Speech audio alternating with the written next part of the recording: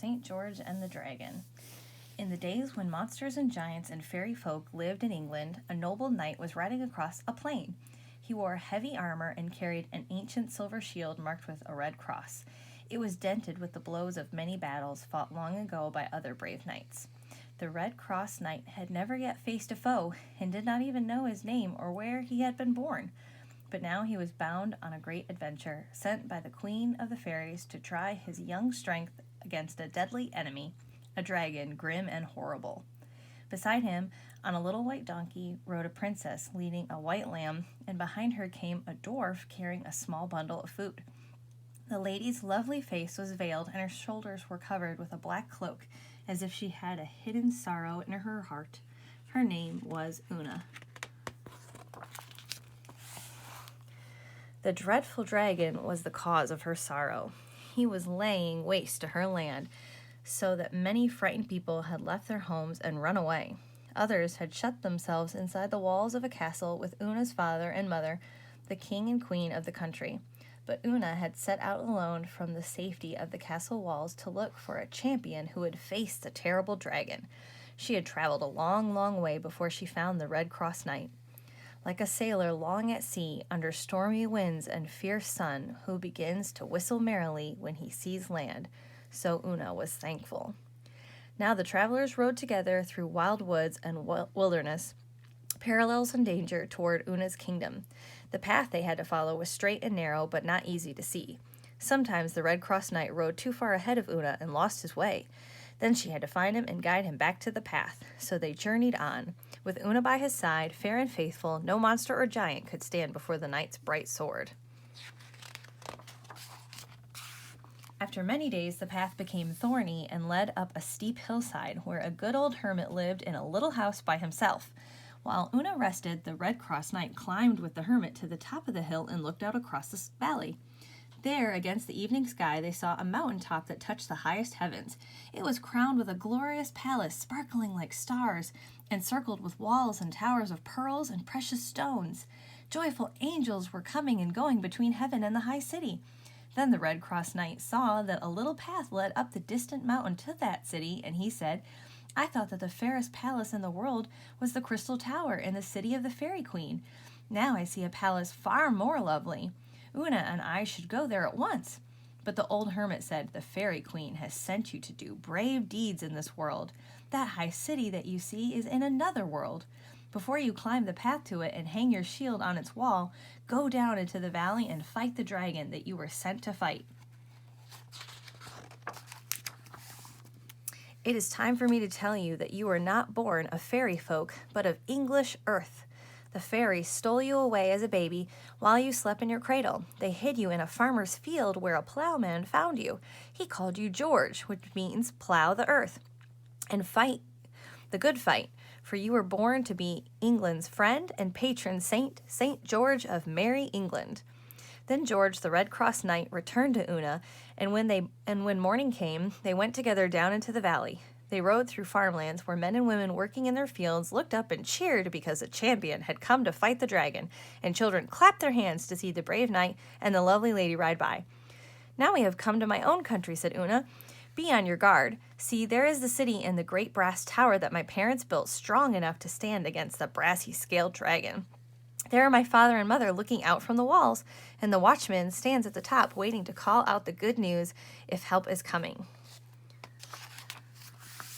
Then they heard a hideous roaring that filled the air with terror and seemed to shake the ground. The dreadful dragon lay stretched on the sunny side of a green hill like a great hill himself. And when he saw the knight's armor glistening in the sunlight, he came eagerly to do battle. The knight bade his lady stand apart, out of danger, to watch the fight, while the beast drew near, half flying, half running. His great size made a wide shadow underneath his huge body, as a mountain casts a shadow on a valley. He reared high, monstrous, horrible, and vast, armed all over with scales of brass fitted so closely that no sword or spear could pierce them. They clashed with every movement. The dragon's wings stretched out like two sails where the wind fills them. The clouds fled before him. His huge long tail, speckled red and black, wound in 100 folds over his scaly back and swept the land behind him for almost half a mile. In his tail's end, 2 sharp stings were fixed, but sharper still were his cruel claws. Whatever he touched or drew within those claws was in deadly danger. His head was more hideous than tongue can tell, for his deep jaws gaped wide, showing 3 rows of iron teeth ready to devour his prey. A cloud of smothering smoke and burning sulfur poured from his throat, filling the air with its stench. His blazing eyes, flaming with rage, glared out from deep in his head. So he came toward the knight, raising his speckled breast, clashing his scales as he leaped to greet his newest victim. The knight on horseback fiercely rode at the dragon with all his might and crouched his spear.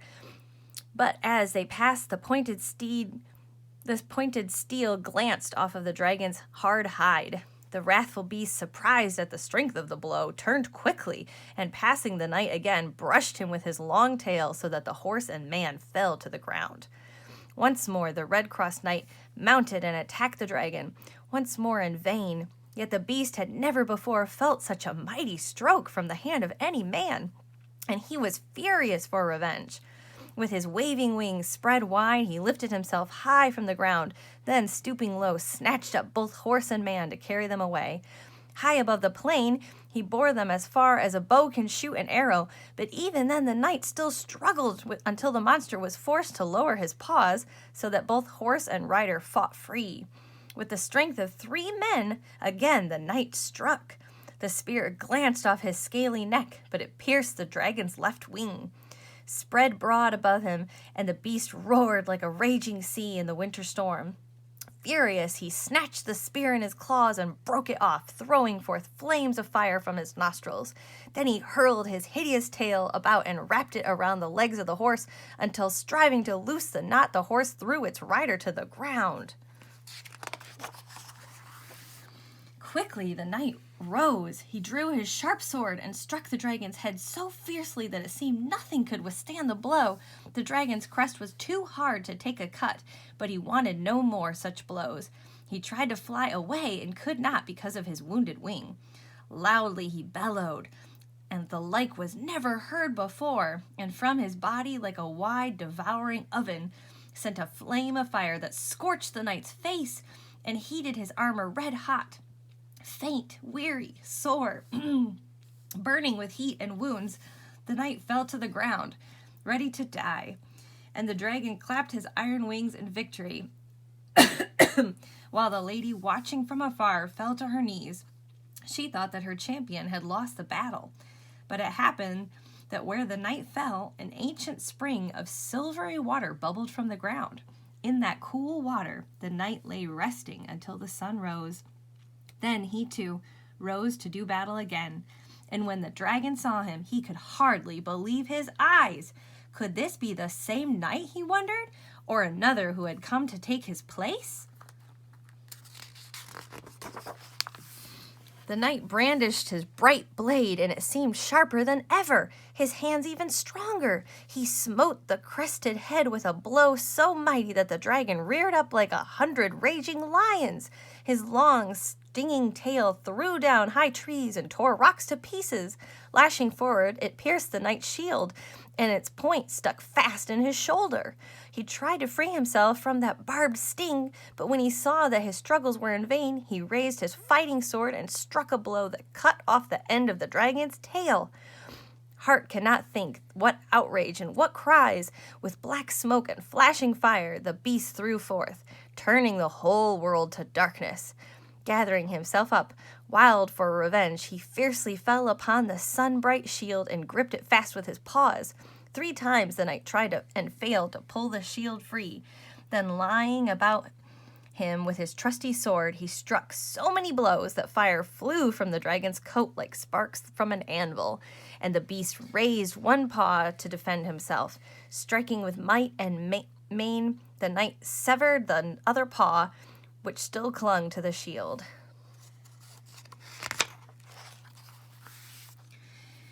Now from the furnace inside himself the dragon threw huge flames that covered all the heavens with smoke and brimstone, so that the knight was forced to retreat to save his body from the scorching fire.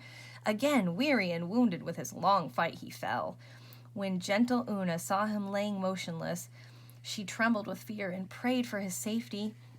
But he had fallen beneath a fair apple tree, its spreading branches covered with red fruit, and from that tree dropped a healing dew that deadly dragon did not dare to come near.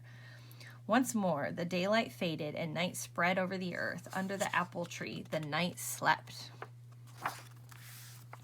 When dawn chased away the dark, a lark mounted up to the heaven, and uprose the brave knight with all of his hurts and wounds healed, ready to fight again. When the dragon saw him, he began to be afraid. Still he rushed upon the knight, mouth gaping wide to swallow him whole, and the knight's bright weapon, taking advantage of that open jaw, ran it through with such strength that the dragon fell dead, breathing in last in smoke and cloud. Like a mountain he fell and lay still. The knight himself trembled to see that fall, and his dear lady did not dare to come near to thank her faithful knight until she saw that the dragon would stir no more. The watchman on the castle wall called out to the king and queen that the dragon was dead, and when the old king saw that it was true, he ordered the castle's great brass gates to be opened so that the tidings of peace and joy might spread through all the land. Trumpets sounded the news that the great beast had fallen. Then the king and queen came out of the city with all their nobles to meet the Red Cross Knight. Tall young men led the way carrying laurel branches to lay at the hero's feet. Pretty girls wore wreaths of flowers and made music on tambourines. The children came dancing, laughing, and singing with a crown of flowers for Una.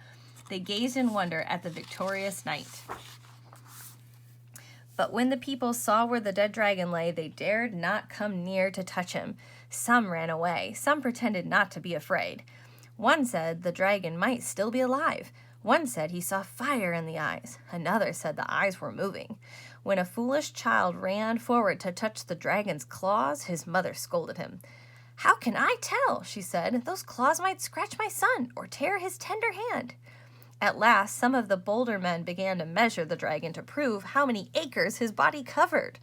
The old king embraced and kissed his daughter. He gave gifts of gold and ivory and 1,000 thanks to the dragon slayer. But the knight told the king never to forget the poor people and gave the rich gifts to them.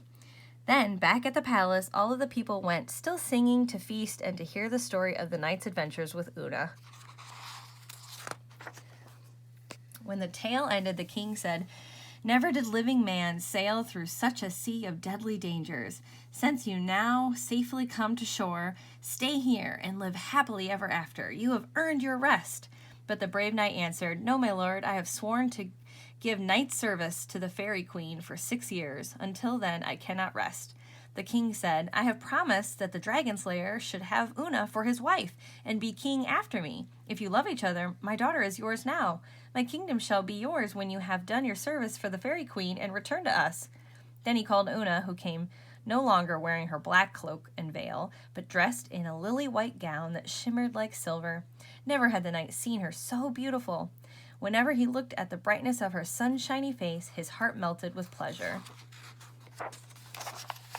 So Una and the Red Cross Knight were married and lived together joyfully, but the king did not forget his promise to serve, but the knight did not forget his promise to serve the fairy queen, and when she called him into service, off he rode on brave adventures until at last he earned his name, St. George of Merry England. The end.